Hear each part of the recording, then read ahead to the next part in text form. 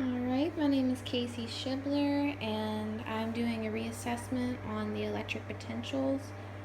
The problem I've chosen states two small metal spheres are located 3 centimeters apart, one with a radius of 8.8 centimeters and a charge of 0.3 microcoulombs, and the second sphere having a radius of 2 centimeters and containing a charge of 0.07 microcoulombs.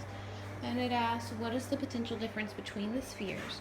So for that, I have the potential difference equation for a sphere, which is 1 over 4 pi epsilon naught times q over r, q being the charge and r being the radius. So I solve for the first sphere, and I have 1 over 4 pi epsilon naught times 3 times 10 to the negative 7 coulombs over 0.008. And then I have 1 over 4 pi epsilon naught times 7 times 10 to the negative 8th coulombs times 0.02 meters. And then I plug it in to V1 minus V2 to get the potential difference, and that is 3.06 times 10 to the 5th volts. The second part of the problem asks, if they were connected by a wire, how much charge would move along it and in which direction? Well, the direction, it's going to flow from greater to least, so it's going to flow that way towards the one containing the lesser charge. As stated earlier on in the chapter, it flows from highest potential to least, so that's why I would do that.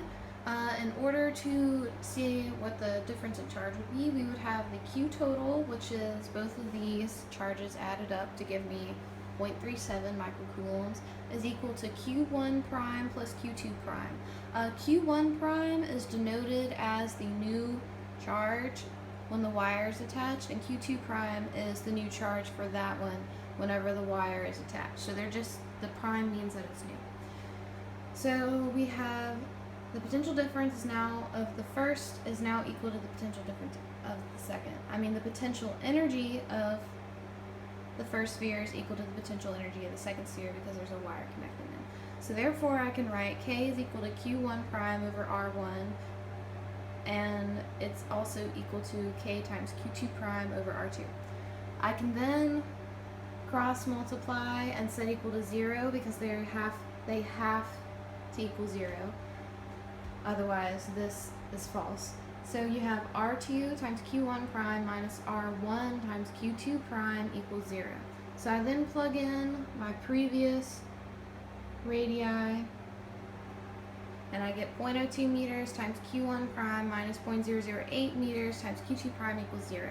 I then rearrange the equation to solve for Q2 prime, which I got to be 2.5 Q1 prime, so I can go back up into my first equation and plug that in for Q2 so I can get similar variables. Therefore, I have Q1 prime plus 2.5 Q1 prime equals 0.37 microcoulombs. I then just had 1 plus 2.5, so that's 3.5. I divided 3.5 into 0.37 microcoulombs, and I got Q1 prime is equal to 1.057 times 10 to the negative 7 coulombs. Oops. Well, I don't know where my dry erase marker is, so I can't fix that right now.